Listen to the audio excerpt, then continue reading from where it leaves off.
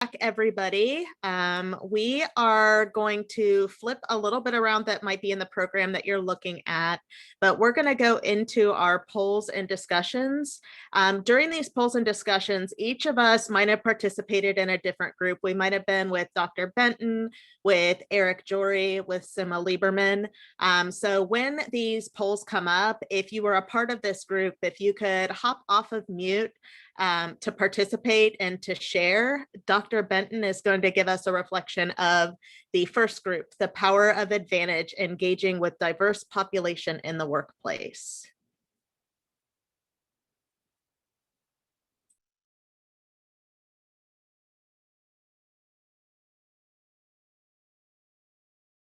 Sarah, are my poll questions up?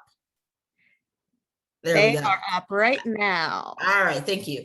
And so in our group, everyone, we talked about the power of advantage, and we talked about how to use our advantages in our workplaces and how to reduce equity. So the first question is, what does your advantage score reveal about your lived experience? So if your advantage score was 0 to 13, 14 to 18, 19 to 22, there are some that were negative as well. Go ahead and answer that question so we can see where it says. And so what we found is majority people advantage scores were on the lower end. And really what that means is that their lived experiences has not necessarily had them experience a lot in life, right? And they may not have a lot of advantages in life, even though it may appear because they have a good job or a work job that their advantage is higher than it really is. And so what we talked about is how important lived experiences are when it comes to advantage. And then the second thing we talked about was social conditioning and understanding that really in order to reduce inequitable practices, we have to be open and aware to questioning what we really believe about ourselves, what we really believe about society, and what we really believe about our strong beliefs. And when we do that, right, when we actually question our social conditioning, we then begin to build space for safer spaces in our life and be more inclusive and more equitable with people in our lives. So that's what we talked about. Thank you. We can stop sharing and I'm finished.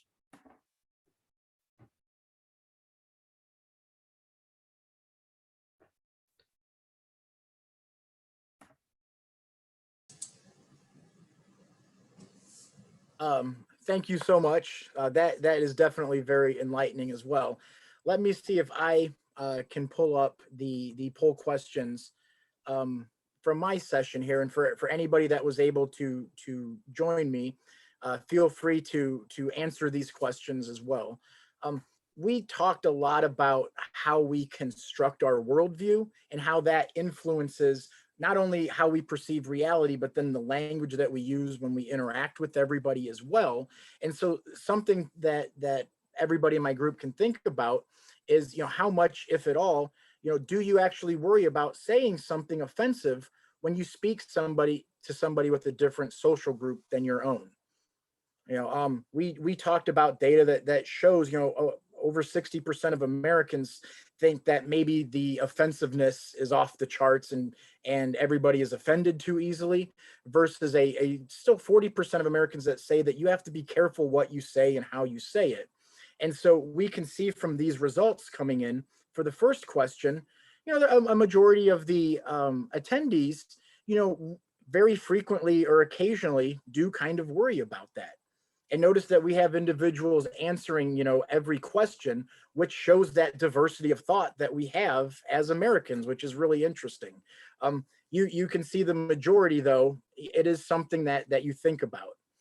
For our second question, kind of flipping things around again, have you ever been hurt or affected by the words or phrases somebody has said to you, even if they didn't know it? And that's the important. It's about your feeling and yourself, is whether they meant to or not, have these things hurt you?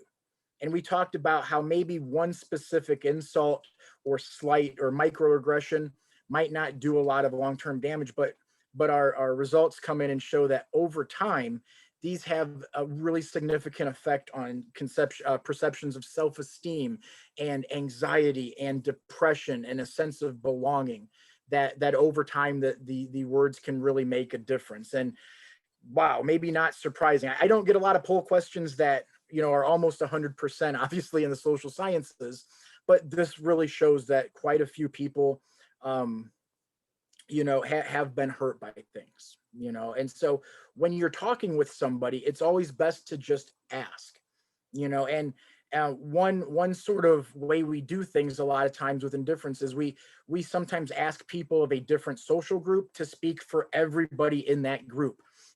As Dr. Benton talked about the advantages we have, one advantage I have as a white American, nobody ever asks me what white people think about stuff. So you do want to be careful saying, well, how do Muslims think about Christmas? Like, you're better off asking that one person, if that makes sense. And it's always good to just ask if what you're saying is appropriate rather than avoiding content or anything. And then the last question, and this is key, and it's definitely encouraging, and it should be encouraging to everybody, that you've been able to change a view or position on something that you might have had bias on in the past. We spent a lot of time talking about the various types of biases and going through some examples that we have, to where even if we're not consciously thinking about it, there's things that we miss. And there's attitudes we have that other people might not see. And so it is really encouraging to see that we can change. And our research shows that even with implicit biases, doing the work, thinking about how you can help with equity and equality, we see study after study showing that it makes a difference and you can change your biases. It's very, very encouraging.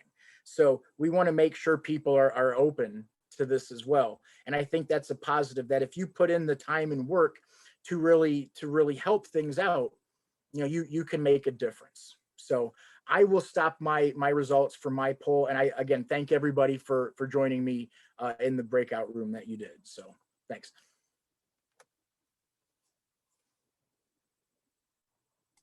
All right, and we'll move over to Sima, whose group had advocacy and allyship for equity in the workplace. Sima, did you want to go ahead and launch your poll? Yeah. If you hear someone make a racist or offensive joke, you should A, not say anything unless the person targeted reacts. Ignore the comments and stay in the conversation. Speak up right away and interrupt the behavior. Oh, everybody got that one right. Speak up right away and interrupt the behavior, because that's really important to do. But I still, I'm so glad that came across, because I still, even in programs that I do, I'll still get people who say, well, I don't feel right if the person doesn't say anything. But no, you got to say something no matter what. And then the second question is, an ally can only help those with less privilege. True. And 80% of the people said false. And actually, it is false, because at different times we need allies, and we may have privilege in one area, but don't have privilege in another area. So when we look at privilege, and we didn't really get to have a whole long discussion about this, but when we're looking at allies, we're looking at privilege, it's important to recognize the fact that there's a lot of different kinds of privilege that people have. And Dr. Benton talked about educational privilege. That's one privilege that she knows that she has, even though there's, she doesn't have privilege around she doesn't have privilege around race or other areas. So it's important to know that, because you could have privilege in one area, but you have less privilege in another area, and you're going to need an ally. So that's why you want to be able, if you want to be able to help the people or support the people that support you. So you want to be an ally, you want to get an ally. And people who consider themselves allies tell people it's wrong to see color, 3%. Speak for people of color and other marginalized people, 3%. take action in support of another person in order to remove external barriers that impede that person from fully contributing their skills, talents, and achieving success in the workplace and our community, 94%. And actually, it is that last one is true, because what happens is that, and people talked about this earlier, that we see color. What's wrong is when people put a grade on a color, that this is better than that, but it's impossible to not see color. So when you say that you don't see color, you're actually erasing somebody. When people tell me they don't see color, I always say, so if you don't see color, what do you see? Do you just see blood and guts? You just see a skeleton? Or if you don't see color, how do you know what color sweater to get somebody that goes with their skin tone? So everybody wants to be seen. It's important to be able to see people's color, because you want to know who they are, and that's part of their identity. All of us have so many identities, and we don't want our identities hidden. Or if you say that you don't see color, if I'm a white person, I say I don't see color, then I'm saying I see you as a white person. So you want to be able to look at the whole person, you want to see who they are, want to see their color, their height, their face, anything that you can. There's nothing wrong with it. But in this society, so many times, like so many parents, even I see parents saying to their little kids, "Oh, don't see color." Hey, a black person knows they're black, a white person knows they're white. It's not a secret. So it's important not to erase people, and it's important to see them, and it's really okay.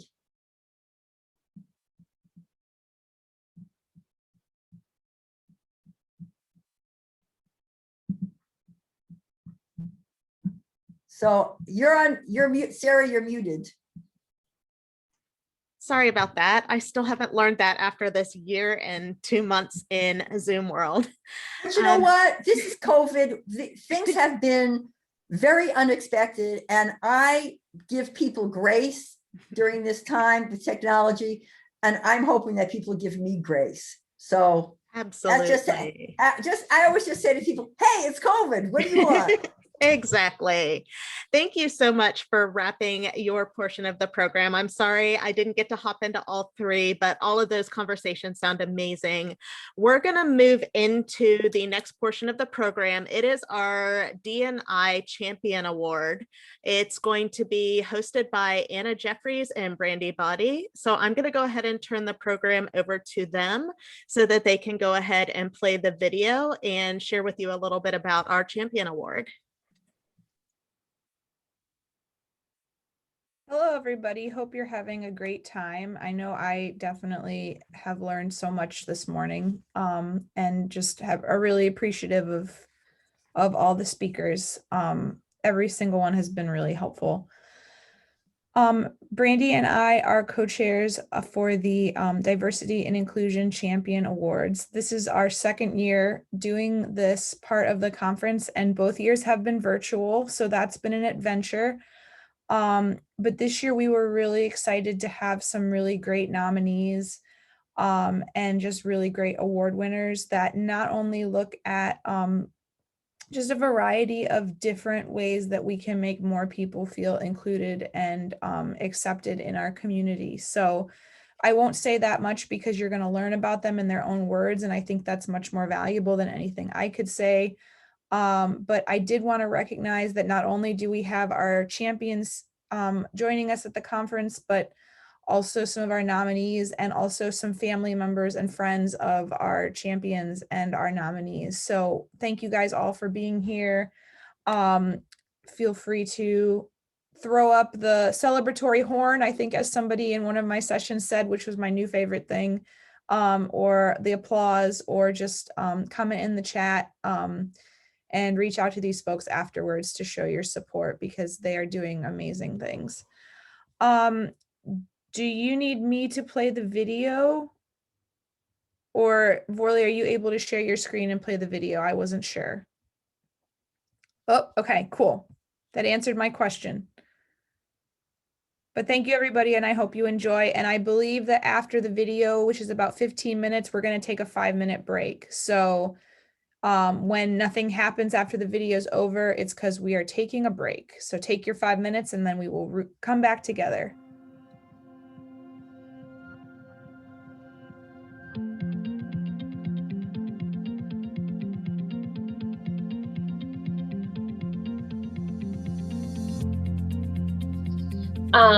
Carmen Lewandowski, you are a junior at Newark High?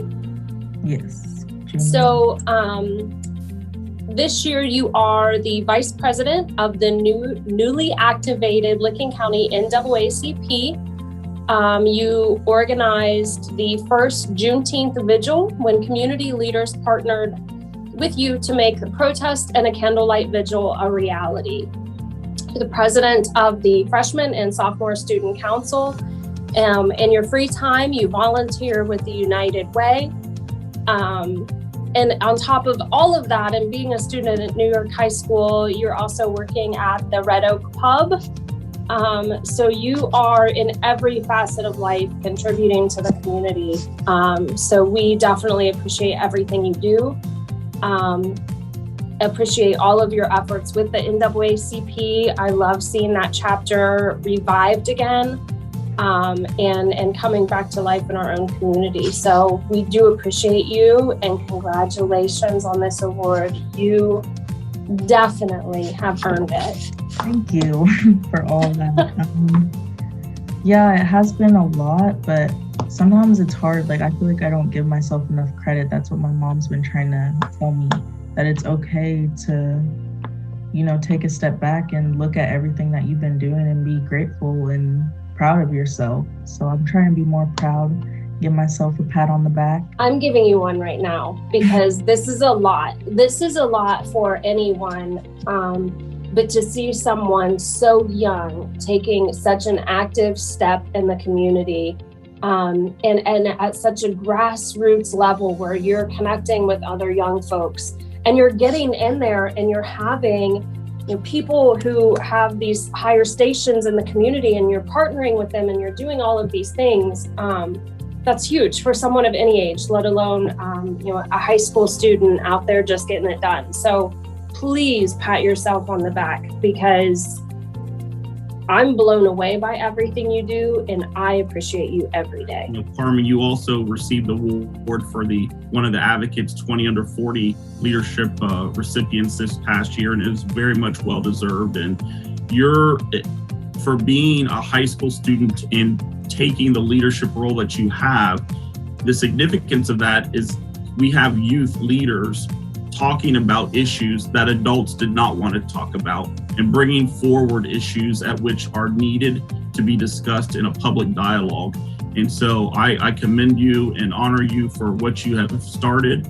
And sometimes it just takes someone to start creating that snowball, and that snowball keeps getting bigger and bigger and grows.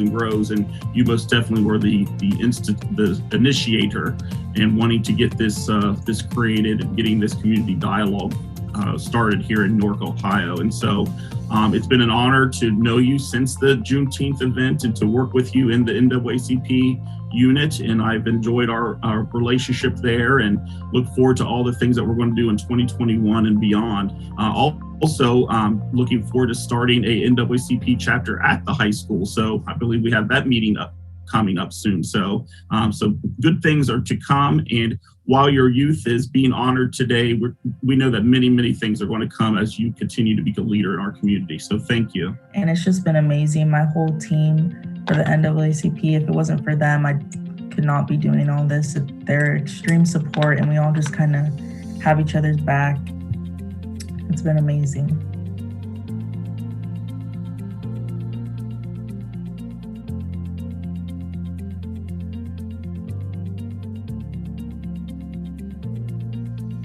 So this is one of the award nomination letters we got.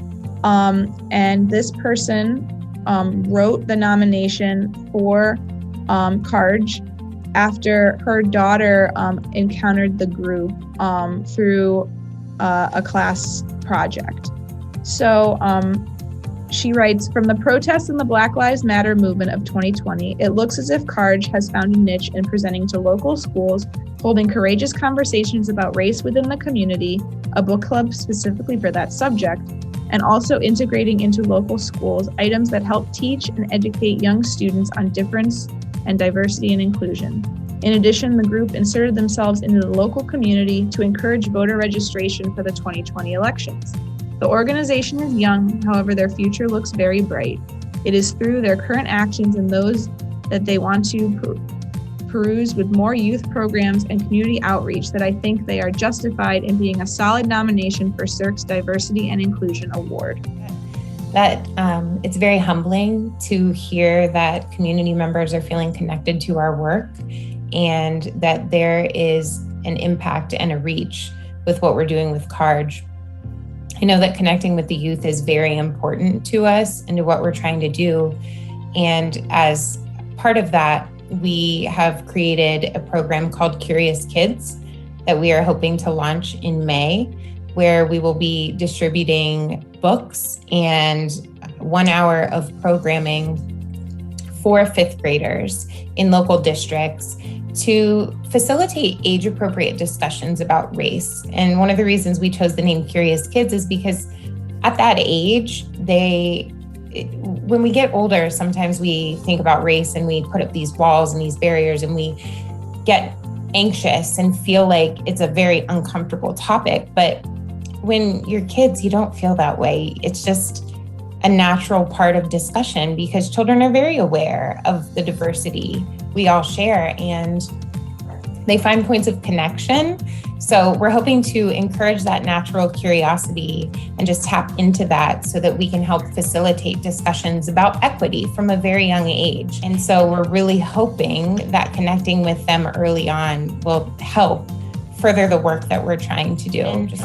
A large part of what we're doing with CARG right now is education-based because even when we start to talk about racial equity and anti-racism, I've noticed a lot that people have a lot of assumptions around what those things mean, and they become very personalized. And so it's just breaking that down and helping to connect to one another and understand that we're doing this work to unite all of us, and because it's best for everyone in the community when we have racial equity.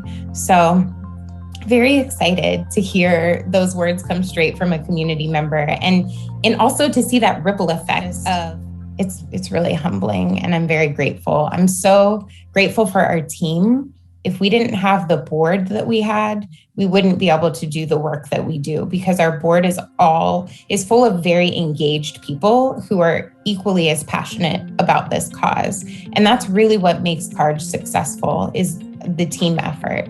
I know from my standpoint, when me and Jamie came together to make this organization, we wasn't thinking about getting an award or anything. We was thinking about the bigger part of it. And like she said, with the board, when they really came a part of everything, and then we all kind of sat down and had the collective meeting and really got everything really going, it just became really humbling to see the support not only from the people that joined the board, but the community. And we consider this organization not to be ours, like me and Jamie's or me, Jamie, and the board, but ours is in the community. So it's just really humbling, and I had to fight back tears a couple times before I got on this because it's really amazing that, you know, after everything that's transpired over the years and then really this year, and to be recognized, we appreciate the award, and this is I guess a victory for the community and the people in the community, and we continue to want to strive to do better things. So we appreciate you.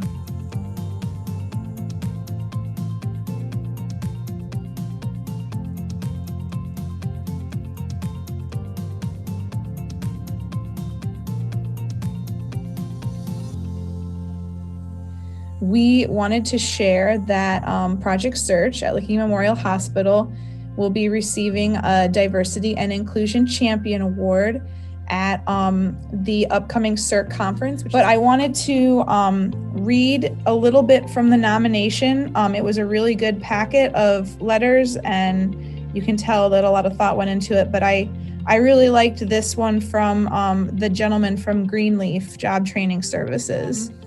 it says LMH has provided a classroom to comfortably seat the Project Search interns. It talks about how they have received computers and uniforms.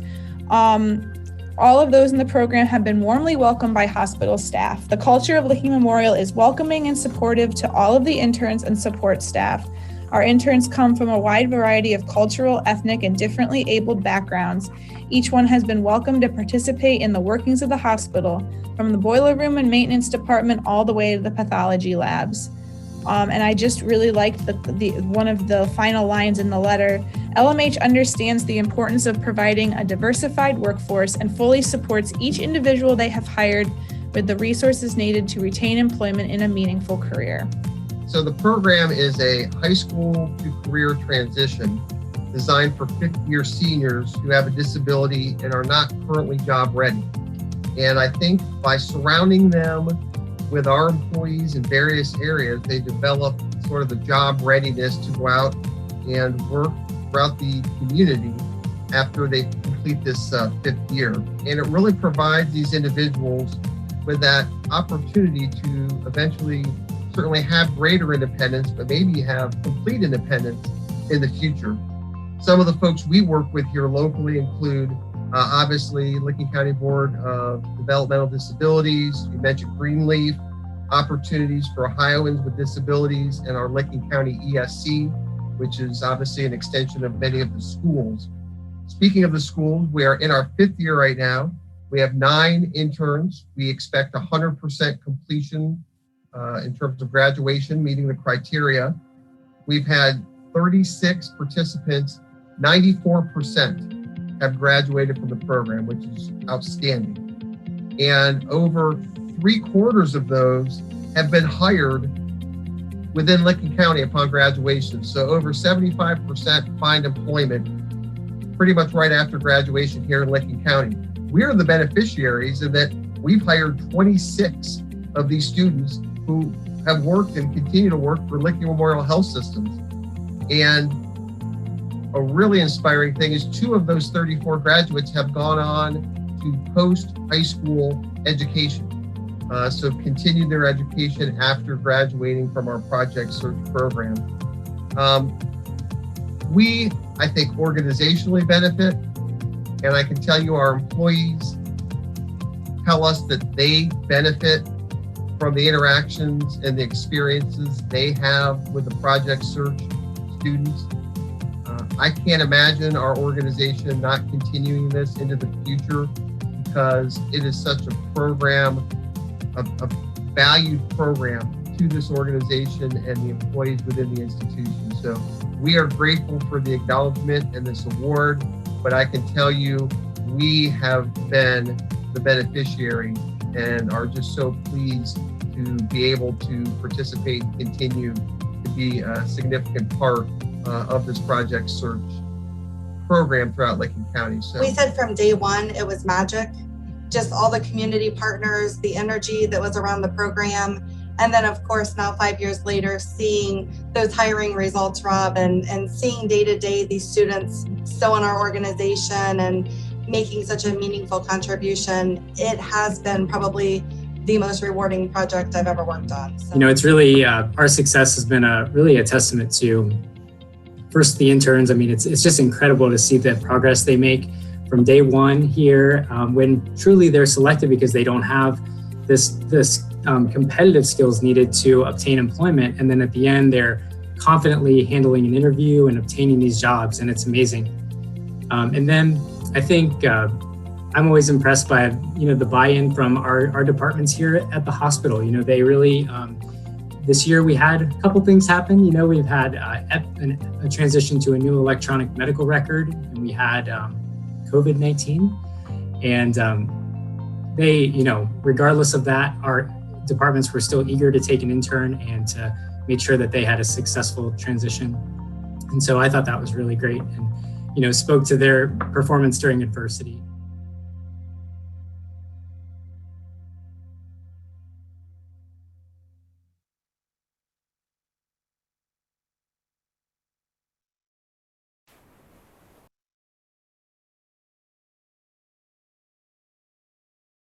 to make sure that everyone catches this in the chat, but Dr. Benton dropped a PDF copy of her poem, Belonging Begins Here. So feel free to click on that to open it. You can save it to your desktop. Thank you, Dr. Benton, for typing that up for us. It was a beautiful poem. I can't wait. I think I'm going to share it on our next global team meeting. I've been focusing on diversity, equity, and inclusion for the United States and Europe. So my team has been super engaged in having these conversations, and I think it's perfect for that forum. And our next speaker is Sima Lieberman, one of our other phenomenal speakers here at our event today. I am going to give the floor to Chanda Frenton with Park National Bank, our committee member, so that she can go ahead and introduce the next portion of the program. Thanks, Sarah. Yeah, I had the honor of being in Sima's breakout earlier, so now you get a chance to hear from her. And Sima is the inclusionist, quote unquote, which Sima, I love that. Creates inclusive cultures where employees love to do their best work and customers love to do business. And she's from New York City, where she trained to facilitate dialogues amongst people from different racial and ethnic backgrounds. And she's a consultant, speaker, advisor, and facilitator, and has helped many organizations. And I'm just going to name a few because there's several, but UC Berkeley, McDonald's, Sunoco, and US Department of Transportation. She's also a member of 2 diversity think tanks, and her articles and ideas have been featured in multiple publications, and she's a co-author and author of books on diversity. And I want to check this out, but she hosts a weekly cross-race podcast, and it's called Everyday Conversations on Race for Everyday People. And then she received her BA in sociology and MA in health education. If you want to know more about her, you can read the program, and her full bio is in there. Oh, and Patty's holding up one of her books. So I am going to shift over to Miss Sima. Sima, it's yours. Thank you. Hi, okay. I am going to share screen, and I'm going to ask everybody, remember, this is COVID, it's virtual. Give me some grace for under technology. You know, you'd think I'd be a pro at this, but you know, what can I say? All right, I'm sharing my screen and got my PowerPoint up. And you can see it, right? We do see it, Sima, thank you. Well, thank you so much. I'm so glad to be here. And I'm so glad to meet everybody virtually, because like me, you came here with open hearts, a willingness to learn, and questions about how you can positively affect social change.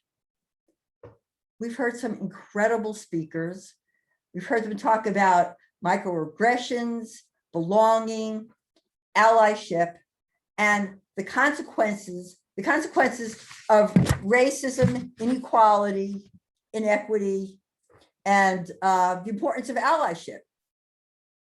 We've talked about the magnitude of how the actions we take can impact our world, our nation, our organizations, and the communities in which we live.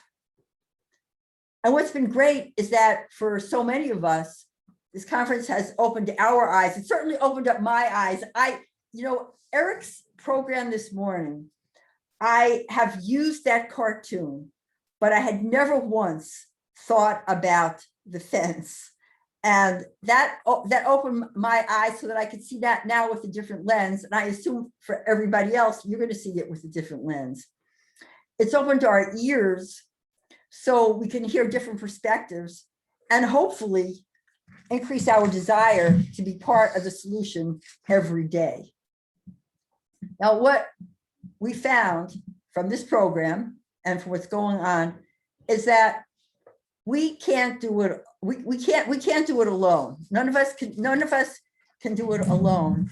That we need other people. But at the same time, we can't wait. At the same time, we can't wait for other people.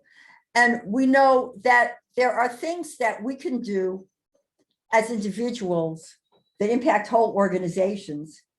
and actions that organizations can take that impact the individuals within that or within your organization. So the time now we have to start taking action. And when we take action, we also bring other people with us, which is why I like to talk about small actions that create big change. Now, I hope that when you leave here, you're even more committed, you're even more inspired, and you're ready to take action. Because without action, you've wasted your time. And I know that everybody's busy here, and you didn't come here to waste your time. For me, this program is about getting clear. It's about looking at the kind of impact and the kind of living legacy that you can create and that you will create after you leave here. So I'm going to say again, don't wait. We don't need to do it alone. We could do it with, we need other people, but at the same time, we can't wait for everybody to do it together. And I know as leaders, most of the people here, you're either leaders or you're potential leaders, or your future leaders. So you know what it's like to have an impact on your organization. So you could continue, if you know what it's like to have an impact on your organization, you can take action that's going to have an impact on the people around you, your community, on this country, and across the globe. You know, some people might ask, and I've asked this many times. But I still keep on going, saying, well, I'm just one person. What can I do? What do I have the power to do as just one person? But if we look at Colin Kaepernick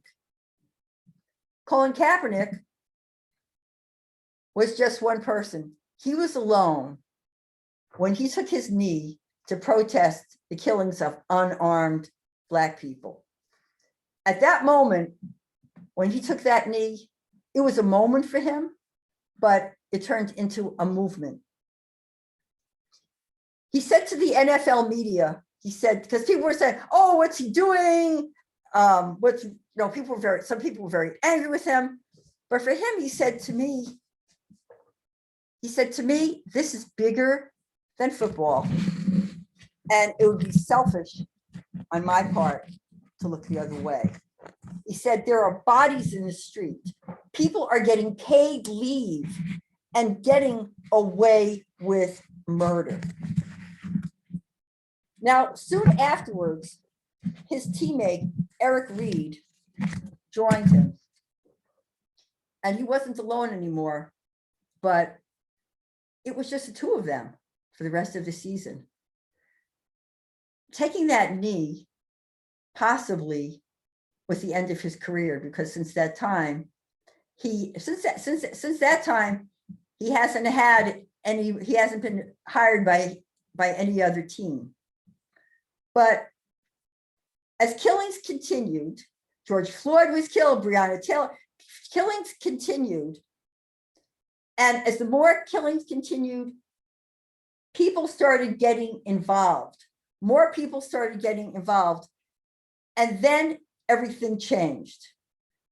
Everything changed because in the next year, every sport, in colleges, high schools, every professional team, even all across the globe, people were taking a knee. And we saw men taking, women, everywhere across the world, we saw people taking a knee. And it started out with a small action that ended up having a huge impact. So as we get ready to close this conference, we're going to have a conversation about what we heard and about small actions that can lead to big change. Because the question people are asking now is, what can I do? What can you do? Where do we start? What you can do is first to start looking at the power and privilege that you have and the lack of power and privilege that you have. You have individual privilege. Even just as an individual, you have the privilege to help create change. You have the privilege to support equal rights and opportunities for everyone. You have the power and privilege to support equal rights in schools, organizations, communities, and not to just stop at that, but to continue on to support equity and to look at what kind of world you want to create and who is going to be able to join you. As I said, nobody can do it alone. And because you're leaders in your organization, you can help create that change with other people. You don't have to do it by yourself. So I want to take a look now. Okay, I was trying to show a video, but I think I'm not going to be able to show this video. But I want everybody to think for a moment about the power and privilege that you do have. And this is not to castigate you. It's not to make you feel bad about having power and privilege. But what I'm saying is that when you can recognize the power and privilege that you do have, you can use that power and privilege to be able to empower other people. So I'm going to ask you if you would either raise your hand or put in the chat any privileges that you can think of that you may have that you can use to help empower other people.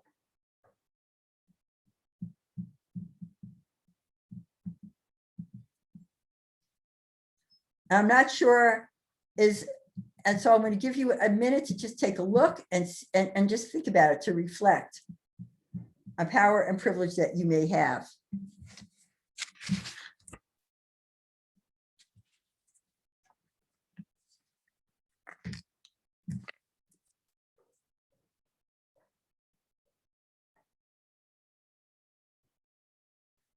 I can't see the chat for some reason. I can go ahead and read those for you, Sema. Oh, thank you. I appreciate that so much. Many of us have our platform in leadership, platforms as women in leadership, a sphere of influence, my lived experience and my occupations, woman in leadership, my role on campus, positions on local boards and within own organizations, my voice, my leadership role, my experience, economics, my education around the learning industry, being a nonprofit executive director, economic, race, gender, LGBTQIA+ status. I'm white with a degree and a job, beating the odds of failure, my connections along with my educational background, influence locally through my business, community, industry, economics, and race. Is there anyone else? Well, let me tell you, I am so impressed. I am so impressed that people are really looking at their privileges. You know, the video that I wanted to show you, I don't even need to show the video because this is what the video was talking about. And you just made it so I don't even have to show it. So, you know, I've been learning so much in this conference. You know, we learned that while there's an increase in opportunities for many Black, Indigenous, and people of color to get great education and jobs, but there are still so many more people that have been, there's still so many more people that have been shut out. You know, we've also seen that even with the best education and degrees, ultimate success is achieved through who you know, who your family knows, their financial legacy, and the ability, knowledge, and help from the right people to navigate the system. So you could, if you're a white man and you come from an economically privileged family, you can go to Princeton. You can go to Princeton and there could be an African-American man who goes to Princeton too. So in that sense, like when Eric was talking about equality, so you're getting an equal you're getting an equal education, but there is no equity because chances are that the white person who's going to Princeton has more connections, has had more opportunities all of their life, and they know how to navigate the system. In fact, there's a good chance that their parents know somebody who can help them get a good job. And there's another chance, and a more likely chance too, that the African-American person has not had that same financial and historical legacy. They don't know the same people. They don't have the same connections. That when they graduate from school, they're not going to immediately get accepted into somebody's law firm. So that's where you can help. That's where you can help with all the power and privilege that you just talked about. Because this historical privilege, it's mostly been reserved for white men, for white affluent people who are mostly men. And you know what? I'm so happy to hear people name their privileges, because the reality is that when you have this privilege, or I say this historical privilege or this everyday privilege, it is so part of your life that you're not even aware of it. But if you care about creating a world of equity, belonging, and inclusion, which is, I hear, it sounds like everybody here is, if you care about creating that kind of world, then you actually have the responsibility, the power, and the privilege to take actions that at first may seem small, but can have a huge impact, not only on other individuals, but on the people, organizations, and communities where they could contribute their talents. Because the right actions that you take can ensure that people who've been invisible can be seen, they can share their brilliance, and they can be empowered to create a better world. The killings of George Floyd and Breonna Taylor resulted in an outrage. They resulted in an outrage and outpouring of people from every background taking to the streets and asking, what can I do? What can my organization do? Let me share with you some of the actions that people have taken. Right after the killing of George Floyd, I was starting to get a lot of calls. As a consultant, I started getting a lot of calls from a lot of clients asking me, what can they do? A white woman contacted me who worked in the financial industry. And she contacted me with those questions.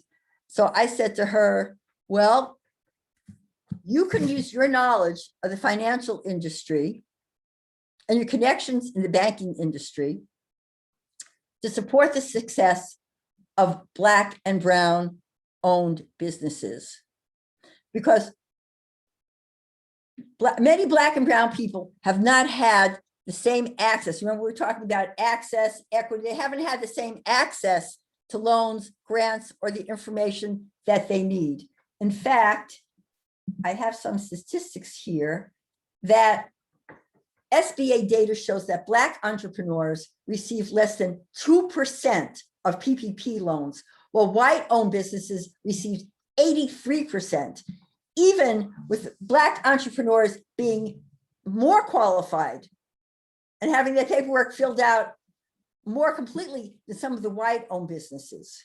So again, SBA data shows that Black entrepreneurs receive less than 2% of PPP loans, while white-owned businesses received 83%. Just think about those statistics. So I said to my client, I told her, I said, you can seek out Black or BIPOC businesses that may be struggling. And you can get to know the owners of those businesses and introduce them to loan officers. You could introduce them to the loan officers in your bank. You could use your influence to ensure that they get the funding that they need. and that they get the information that they need. Because oftentimes people don't even have the information. I was talking to somebody yesterday who was a COO in the pharmaceutical industry. And he was talking about how they had programs to get more Black and brown people into their organization and into senior leadership. And I said, well, how do people know that you have those programs? And he said, oh, well, I don't know, they're just available. And it's the same thing, that there may be a lot of resources available, but if people don't know, they can't get them. So when I was talking to my client, I said, you have to let people know what resources are available. And you have to help, oftentimes you have to help people access those resources. And that's what she did. She started getting more people involved. And so for you, I want to say, the people who are attending this conference, think about your resources and the power and privilege you have that you can use to empower others. And you talked about that, I'm glad that people shared with us many of those resources and many of the power that you have. But I'd like you to keep thinking about that. As I continue on, I'd like you to keep on thinking about what resources you have, and also how you can seek out people that need those resources. Because of course, it's not enough just to have them, but you have to be able to seek out people who need those resources. Another person contacted me and said, one of my clients, I was doing a strategy planning, and it was a very large nonprofit. And one of the issues was that the board of directors was all white. The senior leadership team, all white, almost all white guys, old white guys. I mean, I'm not putting down anybody, but they said, but their clientele, the people that they served, were mostly people of color and immigrants. And I said, how are you going to understand the needs of people if you don't have some of those same people on your board, if you don't have some of those same people on your senior leadership team? And they said, and here's what people said. They said, well, our recruiters seem to just give us the same people. Or they say, well, the schools that we go to, we just can't find the right people. And to me, it was a simple action. It was a small action. I said, well, if your recruiters aren't showing you a diverse pool of people, then you need to change recruiters. And if the schools that you're going to don't have many people of color, you need to change schools. You need to go to another school. And they said, well, we went to an HBCU. We went to a historically Black college. I said, well, what did you do when you went there? They said, well, we set up a table and nobody came and talked to us. So I said, yeah, because you sat around looking like a bunch of doofuses just standing there and not talking to anybody. So what you can do now is you can start building, don't wait for it to be a crisis. You can start building relationships. You can start building relationships with recruiters and find out what kind of people, are these recruiters, do they have a diverse pool of candidates? Can they bring in a diverse pool of candidates? And schools that you go to, start building relationships. Is there a Black student union? Are there people of color that have their organizations within that school? Start building the relationships now. And if you don't know how to talk to people, learn some cultural intelligence, pick up some cultural intelligence and learn how to communicate with people, because that's what you need to do. It's really about engaging. And research has shown that for the most part, recruiters tend to hire and interview people who look like them. Because most recruiters say, well, I want to bring in people who I'm comfortable with, who I feel comfortable going out and having a cup of coffee with. But that's not what you want.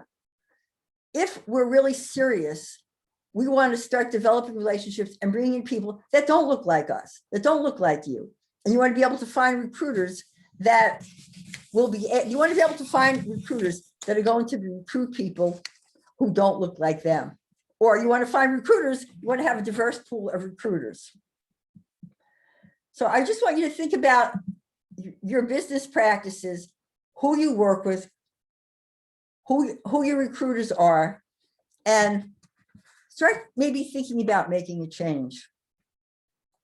You know, we also heard about microaggressions and the power of words on biased language.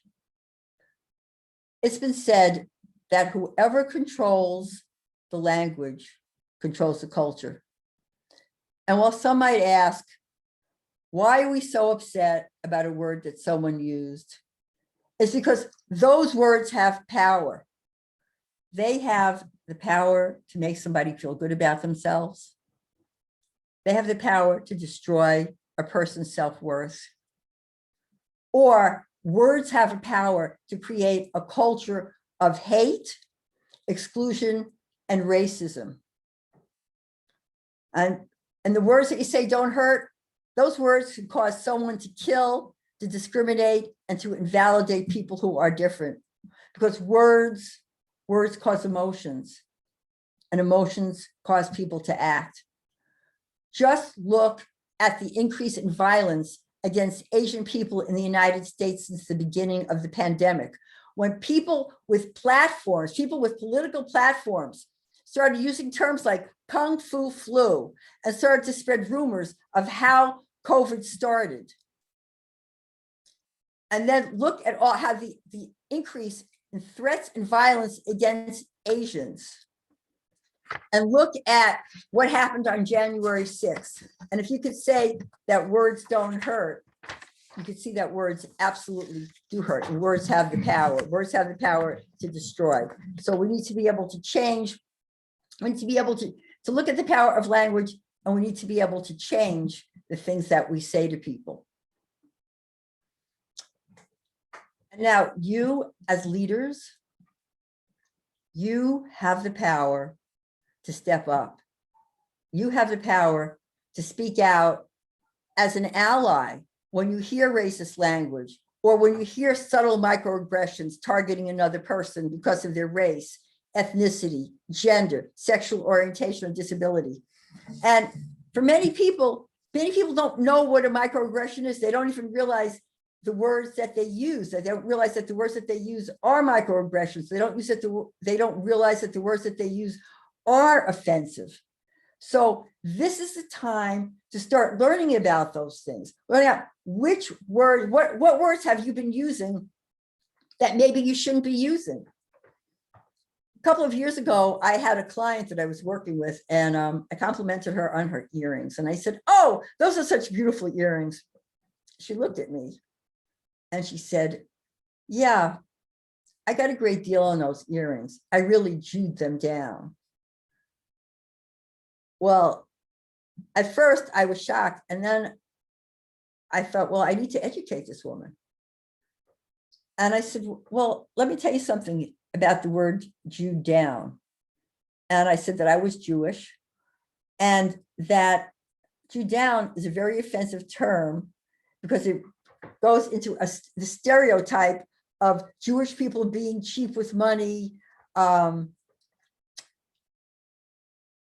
And I said, that's really an offensive term. And I explained it to her. And what was so amazing was that she didn't get defensive.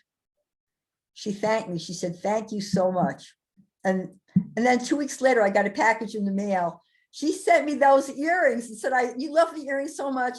I want you to have them." She said, "Because I'm so thankful that you told me about the term Jewed down." She said, "I will never, ever use that expression again." So you have the power to step up. You have the power to speak out about words. And you do have the power to be an ally. Because if you're here today, I'm assuming that you are an ally and that you're also looking at more ways that you could be an ally. So you could learn and practice different scenarios for intervening, because then it will be automatic. When people were asked why they didn't intervene, when people said racist statements, or when people were attacking somebody else, they asked, well, why didn't they intervene? And people said, because they said, "I don't know what to say. I froze."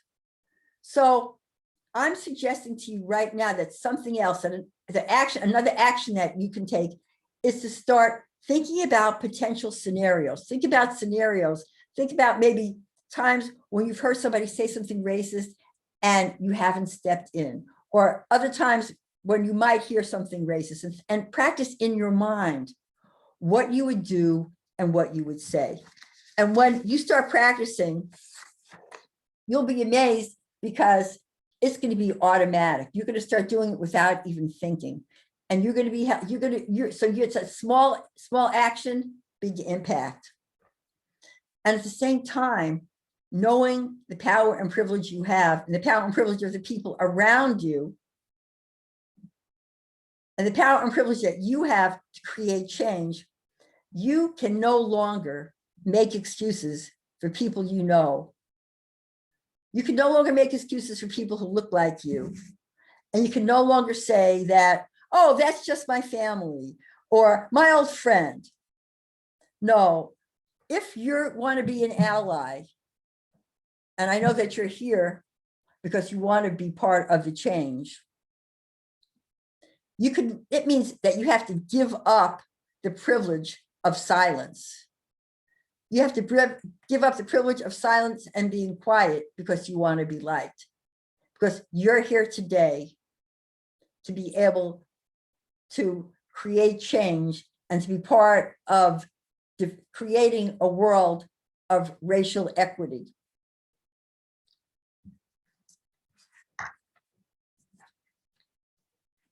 You know, I used to say to myself, what can I do? I used to be I grew up in the Bronx. I grew up mainly, when I was growing up, when I was really young, I was mainly Jewish, but there were other people that weren't Jewish. Then our neighborhood started changing. But I remember when I was 8 years old, I was sitting in synagogue, and it was the holiest day of the year. It was Yom Kippur. And then all of a sudden I heard a loud noise, and I heard a loud crash, and a brick came through the window. And when I looked outside, I saw people yelling. There was a group of young boys yelling and screaming and calling us names, dirty Jews, and it was really scary. And I remember just being so scared, so I ran out with my father. But I started thinking, these people don't know us. I don't know them. They don't know us. How can they hate us so much? And I decided then that I wanted to find out why people hated. And I decided at that age, I felt that I didn't feel safe, but I knew I would feel safe if I was around, if I could help other people get to know me so they wouldn't be afraid of me and I wouldn't be afraid of them. And then as I started growing a little bit older, I got involved in the civil rights movement because I wanted to start meeting people. I started meeting people who were different than me. I started having conversations. I started sharing my background. I started learning about their background. And when I was really young, I went on the March on Washington in 1963. I had never seen so many people in my life. And it started with this one incident, me thinking, okay, I want to get to know people. I don't know what I could do, but I want to get to know people. When I won that march, as young as I was part of something much greater than myself. And I was part of a movement that started small, that just started with an idea. And I was part of that movement. And then later on, I got involved in dialogue circles, and I started bringing people together across differences to just get to know each other and to have conversations with each other.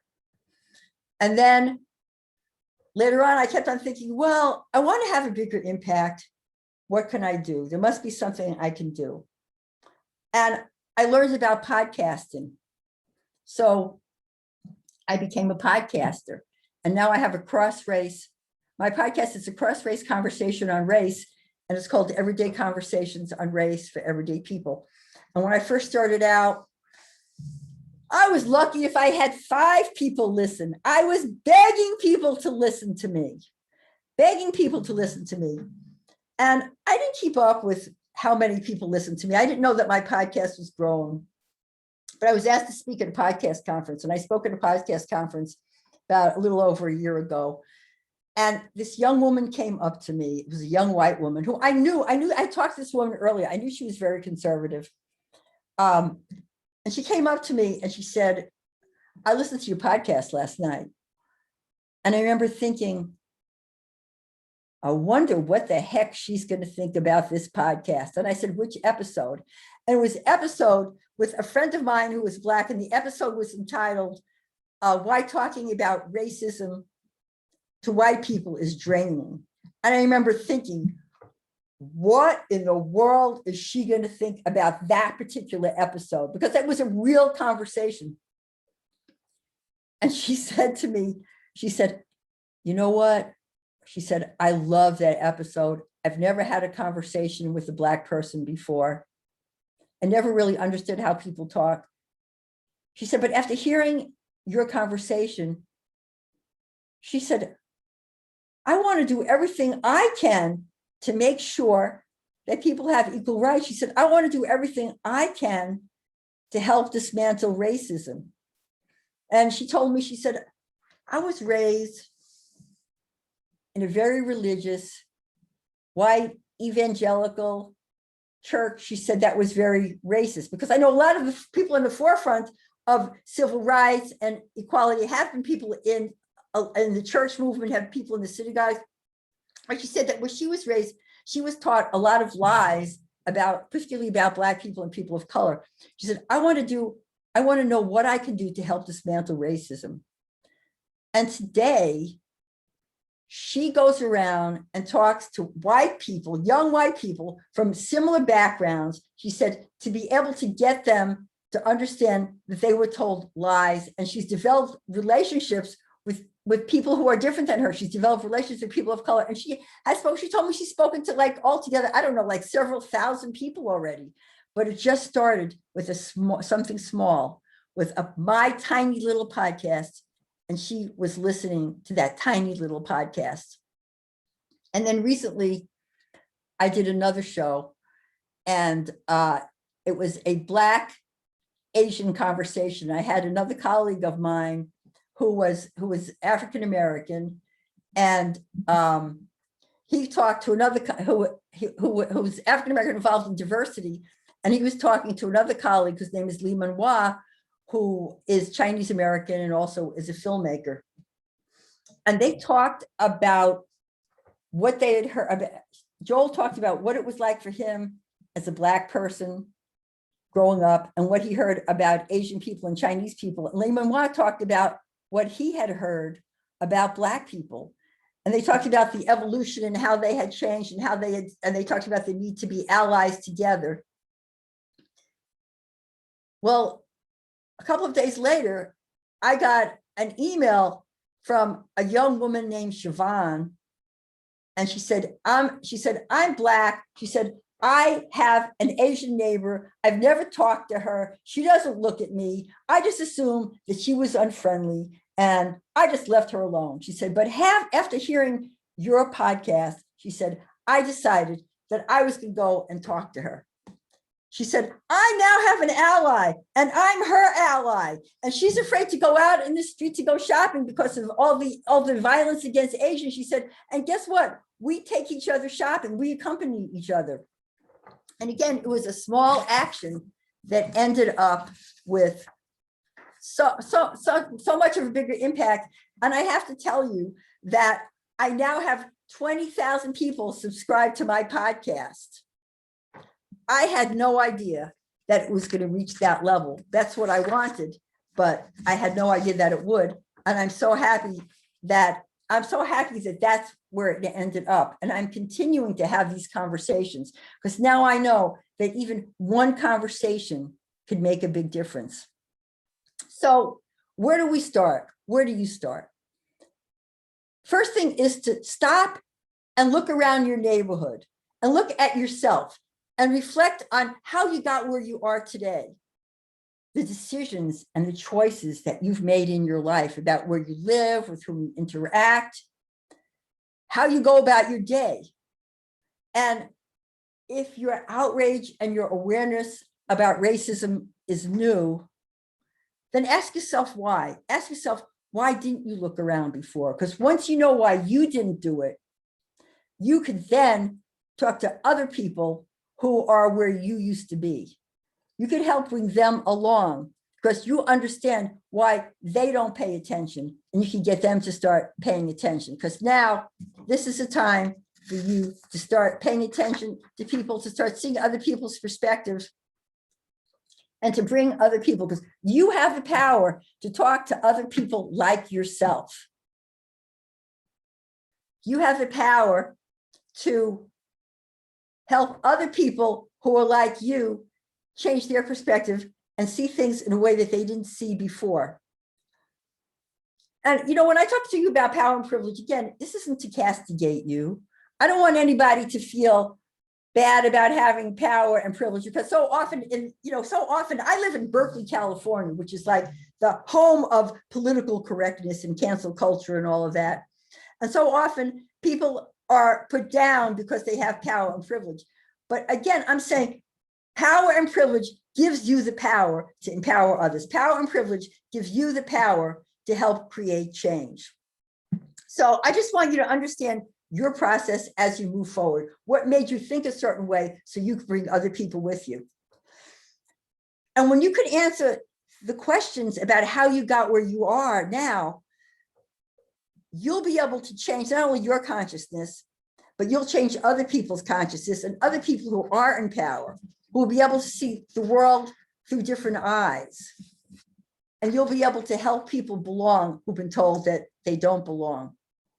I mean, other small things you can do.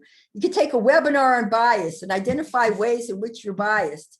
You could look beyond the obvious when it comes to new projects, promotions, and recognition. You could look for people that don't look like you and look at their talents, and you could recommend them for new positions. You could give them assignments that provide visibility, and you can mention someone else's name for promotion and make other people aware of the fact that they are just not seeing people that don't look like them. And one more thing I want to say, don't negate the power of hello. One thing that makes people feel welcome and that they belong is when their leaders say hello to them. I do a lot of organizational assessments. And when I first started doing organizational assessments, people were saying, I don't feel like I belong. I don't feel like I'm seen. My manager doesn't say hello to me. And nobody asked me for my opinion. So we started talking to managers, and managers, everyone said, oh, I always say hello. And most of the people saying that nobody said hello to them were people of color. And most of the managers were white at that time. And they said, oh, I always say hello to everybody. So we assigned people. We said, what we want you to do is we want you to do a hello inventory. We want you to look at who you say hello to. And we want you to do an opinion assessment. Whose opinion you ask? And almost everybody came back and said, you know what? You're right. Only say hello to people who look like me. I guess I'm uncomfortable just talking to people that don't. So we gave them an assignment that every day they had to say hello to 3 new people that don't look like them. And the other assignment we gave them, because they found out that they relied on the same people over and over again for opinions and feedback, they had to start forming different problem-solving groups that were cross-functional, that were diverse, and where people would share solutions, that they would give them problems, people would share solutions, and they had to start asking people who didn't look like them for their opinions and their feedback. Because what ends up happening is when you start bringing people into your organization and you start having a diverse organization in terms of people ethnically, racially, if you don't start utilizing them, people are going to know that they are underutilized. They will either leave and go to your competition, they'll become your competition, or they'll retire in place, and you will not get to see their hidden genius. So as we get closer to the end of this program, I would like you to do something. I would like you to reflect and write down a new learning that you got from this conference, any questions you have, and something you want to know more about. I would ask that you do this now and then put it in the chat. So something new that you learned, or a question you have, or something that you want to know more about. And in fact, if you have questions and if you put your contact information in the chat box, I'll contact you afterwards.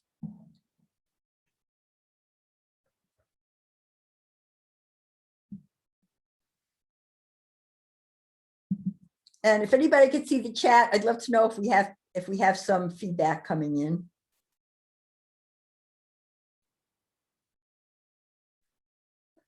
Because for some reason, I still cannot see the chat. Hey, Sima, Thomas says equity really opened my eyes and made me realize a lot that I overlooked. Donna says, you're making me reflect on my own bias. Thank you.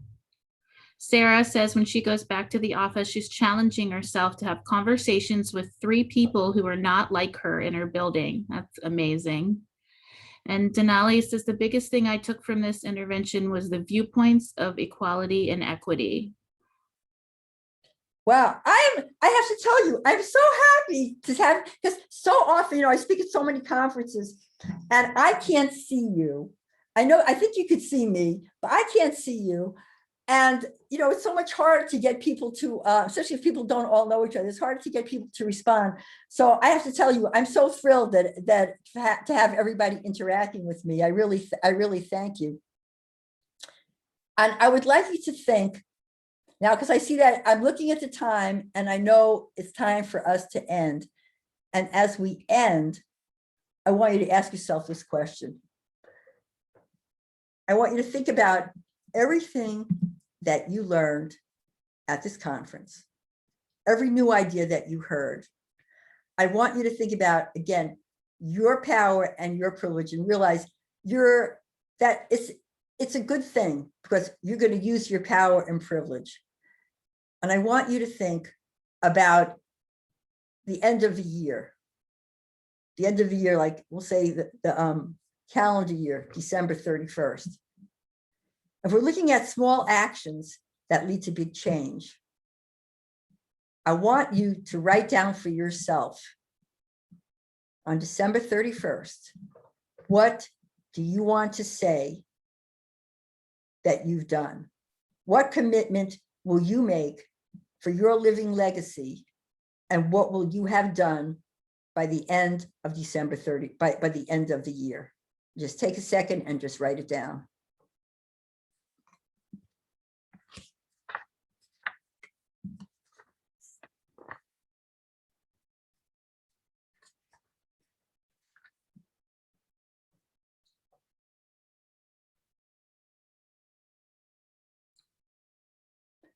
And when we opened up the conference, the president of Bill McDonald, the dean and director of Ohio State University, he talked about the importance of change. And I heard him say that he wants to see the kind of change so that in future years, when we look at our history, we could say, this is how the country used to be, and it's not like that anymore. And you'll be able, I want you to think about what you can do so that years later in history that hopefully we'll all be alive and you'll know that you've done something so that inequality and inequity is history. And people will be able to look at that and that you could be proud that you were part of something. And what I'd like to do is to tell you that if you would like I'm glad to offer a 20-minute mini consultation about how your organization could support equity. If you just contact me, or if you have any questions, please feel free to contact me. And again, you know, you might think that you're one small person, but one small person can make a big change. Years ago in New York, I worked with the Black Panther Party, and they started free breakfast program for school children. And then a Puerto Rican group, the Young Lords, started a free breakfast program for school children. Then a white group started a free breakfast program for school children. And now, years later, in most of the schools, there are free breakfast programs. And a lot of people don't know it, but that's where it started. So remember, one small action, huge change, go out as you close your laptops, think of the one small action and then let it snowball and have your impact on the people around you, on your organization, on this country and the world. Thank you.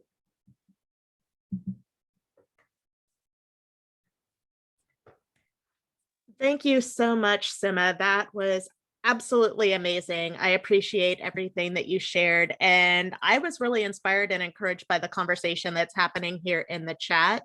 Everyone opening up and sharing. It's a really great community, a really great forum.